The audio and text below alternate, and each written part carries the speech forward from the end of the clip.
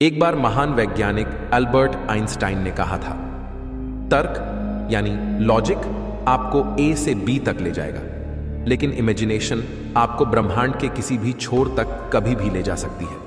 इसमें बिल्कुल भी समय नहीं लगेगा।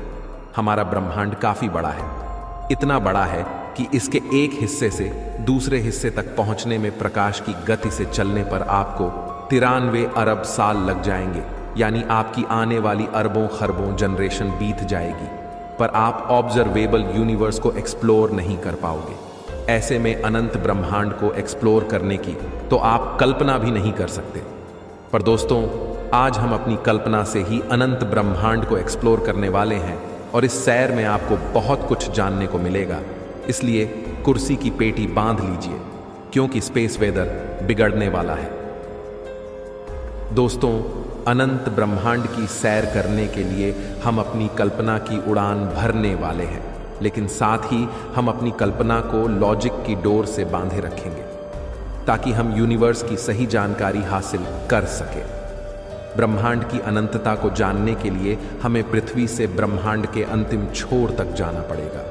इसलिए हमारे सफर की शुरुआत हमारी प्यारी पृथ्वी से होती है। हमारी पृथ्वी, जिस पर हम सब रहते हैं, वह करीब 13,000 किलोमीटर की चौड़ाई में फैली है और पिछले 4 अरब साल से जीवन को अपने साथ लिए यह पृथ्वी सूर्य के चारों ओर घूम रही है। हमारा सूर्य हमें लेकर गैलेक्सी के सेंटर के चारों ओर घूम रहा है। पिछले 4 अरब सालों में सूरज ने अभी तक सिर्फ 20 बार ही गैलेक्सी के केंद्र के चारों ओर चक्कर पूरे किए हैं।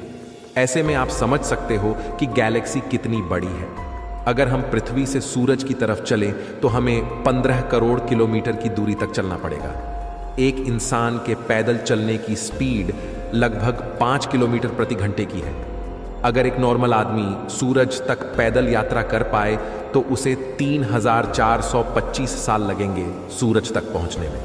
लेकिन अगर हम प्रकाश की गति से चलें तो हमें सूर्य तक पहुंचने में मात्र 8 मिनट का समय लगेगा। सूर्य खुद हमें लेकर 200 किलोमीटर प्रति सेकंड की रफ्तार से चल रहा है, लेकिन हमारा सूरज जिस गैलेक्सी में घूम रहा है, यानी मिल्की वे, वह खुद अपने अंदर ऐसे 100 से 400 खरब तारों का घर है।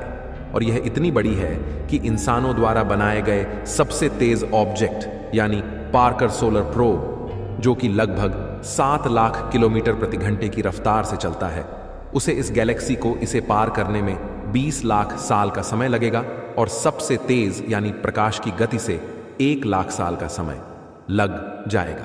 लेकिन प्रकाश से तेज गति संभव ही नहीं है, इसलिए हम अपनी कल्पना की उड़ान से आसानी से मिल्की वे के बाहर आ चुके हैं। दोस्तों, हम आपको बता दें कि मिल्की वे गैलेक्सी अंतरिक्ष में लगभग 600 किलोमीटर प्रति सेकंड की रफ्तार से चल रही है, यानी इतनी बड़ी गैलेक्सी ब्रह्मांड में कछुए की चाल से चल रही है। हमारे यूनिवर्स में करीब 200 अरब गैलेक्सीज मौजूद है और इन सभी गैलेक्सीज में अरबों खरबों तारे मौजूद हैं। इन असंख्य आकाश गंगाओं में हमारी धरती जैसे अरबों ग्रह मौजूद होंगे। हम एक संभावना जता सकते हैं कि इतने अरबों गैलेक्सीज में एक ऐसा ग्रह भी हो सकता है जो बिल्कुल हमारी पृथ्वी जैसा हो और जहां हमारी तरह जीवन भी हो। अगर हम और आगे चलें तो हम अपनी कल्पना से ब्रह्मांड के बाहर पहुंच जाते हैं और हम देखते हैं कि हमारा यूनिवर्स 93 अरब प्रकाश वर्ष में फैला हुआ है, जिसमें खरबों गैलेक्सीज मौजूद है। और आप जानकर हैरान हो जाएंगे कि यह यूनिवर्स खुद भी लगातार फैल रहा है।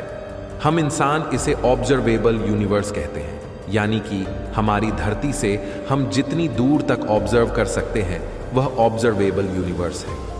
लेकिन यहां आकर कहानी खत्म नहीं होती, बल्कि शुरू होती है। सवाल यह है कि जहां पर हम खड़े हैं, क्या वह यूनिवर्स इतना ही बड़ा है?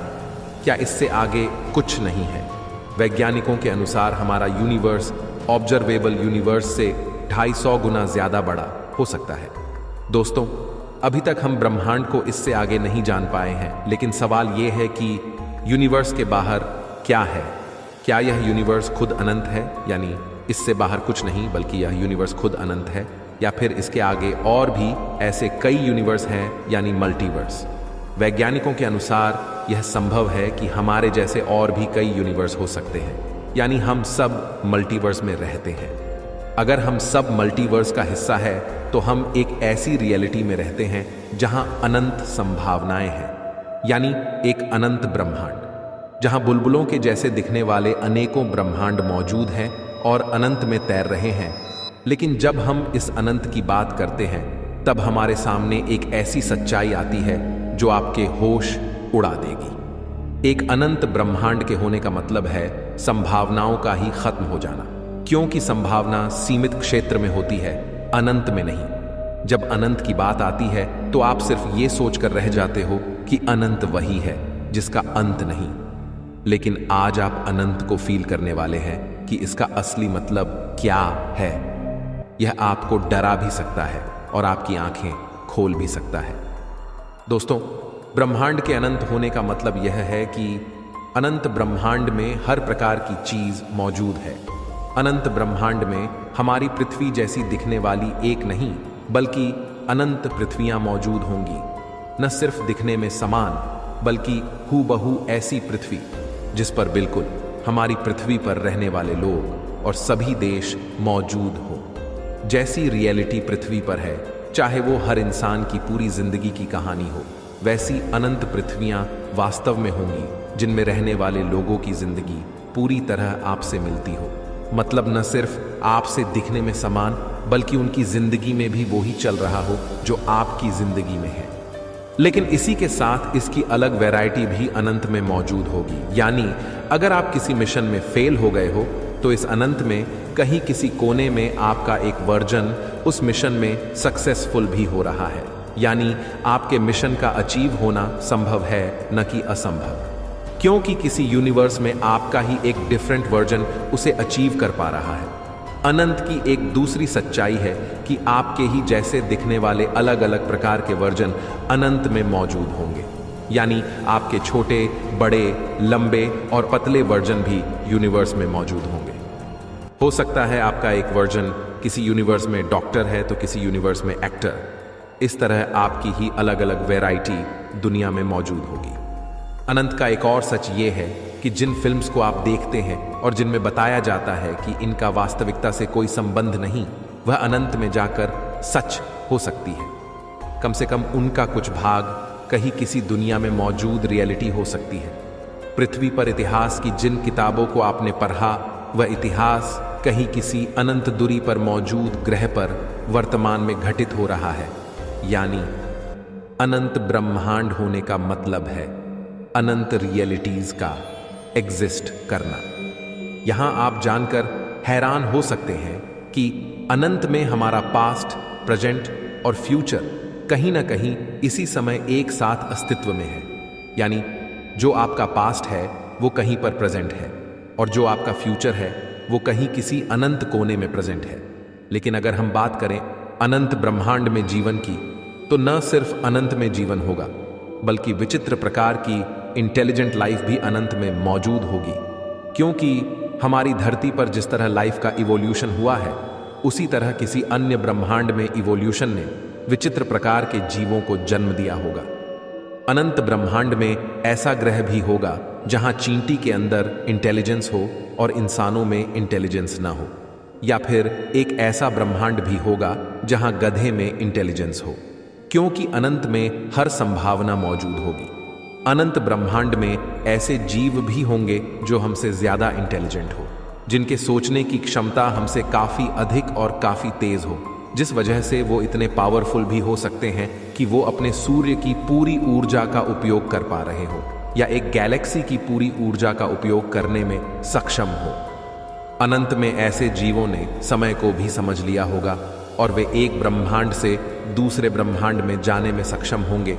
अगर उन्होंने प्रकाश से तेज चलने की तकनीक खोज ली तो वे टाइम ट्रेवल जैसी तकनीक में भी सक्षम होंगे। अनंत ब्रह्मांड अनंत संभावनाओं को सत्य साबित करता है। इनमें कुछ विचित्र संभावनाएं जिन्हें आप सोच सकते हैं वो हकीकत में घटित होगी। एक अनंत ब्रह्मांड में अगर मल्टीवर्स की बात करें तो कुछ ब्रह्मांड ऐसे भी होंगे जिनके नियम हमसे बिल्कुल अलग हों, जहां इस ब्रह्मांड के नियम लागू नहीं होते, जहां मैटर की जगह उस ब्रह्मांड में एंटी मैटर भी मौजूद हो। विज्ञान के अनुसार ब्रह्मांड रैंडमनेस के चलते अपने आप पैदा हुआ है, और ऐसे में इस रैंडमनेस की वजह से कुछ ऐसे यूनिवर्स भी फॉर्म हुए होंगे जहां के कांस्टेंट हमारे यूनिवर्स से अलग हो, जिस वजह से वहां के नियम भी इस यूनिवर्स से अलग होंगे। तो ऐसे में अनंत ब्रह्मांड में ऐसे कई विचित्र यूनिवर्स हो सकते हैं जिसकी हमने कल्पना भी नहीं की हो। वैज्ञानिकों के अनुसार हमारे यूनिवर्स की एक सीमा होगी, क्योंकि ये एक निश्चित पॉइंट ऑफ टाइम में पैदा हुआ है, लेकिन यह भी एक अनंत का एक छोटा सा हिस्सा मात्र हो सकता है जिसे हम पूरा यूनिवर्स मान बैठे हों। इसलिए वैज्ञानिक यह भी मानते हैं कि एक अनंत ब्रह्मांड कभी पैदा नहीं होगा, बल्कि यह हमेशा से था, है और हमेशा रहेगा। इसे बनाने वाले किसी क्रिएटर की भी कोई जरूरत नहीं होगी, बल्कि यह एक सेल्फ सस्टेन्ड एग्जिस्टेंस का हिस्सा होगा। लेकिन अब एक सवाल जो आपके मन में चल रहा होगा, अगर ब्रह्मांड अनंत है तो इस अनंत ब्रह्मांड में हम इंसान किस वजह से मौजूद है? आखिर हम यहां क्यों एग्जिस्ट करते हैं? हमारा मकसद क्या है? इस अनंत के सामने अगर हमारी कोई हैसियत नहीं है तो इसके होने का मकसद क्या है? हम इस ब्रह्मांड में काफी छोटे हैं, ऐसे में इतना बड़ा यूनिवर्स हमारे लिए आखिर एग्जिस्ट ही क्यों करता है? यह सवाल वैज्ञानिकों के लिए सबसे बड़ा सवाल है। कुछ प्रोमिनेंट थिंकर्स ये मानते हैं कि उन्होंने यूनिवर्स में अपना मकसद खोज लिया है, जैसे एलन मस्क, जिनका मानना है कि ह्यूमन सिविलाइजेशन अब तक कई बड़े खतरों को झेल चुकी है और यूनिवर्स में अब तक हमें कोई लाइफ नहीं मिली है। ऐसे में क्यों ना हम पृथ्वी पर मौजूद लाइफ को ही आगे बढ़ाएं, इससे पहले कि लाइफ को नष्ट करने कोई एस्टेरॉयड आ जाए या किसी कैटाक्लिज्मिक इवेंट में हमारा अस्तित्व खत्म हो जाए। इसलिए क्यों ना लाइफ को ही मल्टीप्लेनेटरी बना दिया जाए और हम सब अलग अलग ग्रहों पर रहने लग जाए, ताकि हम अपनी ह्यूमन सिविलाइजेशन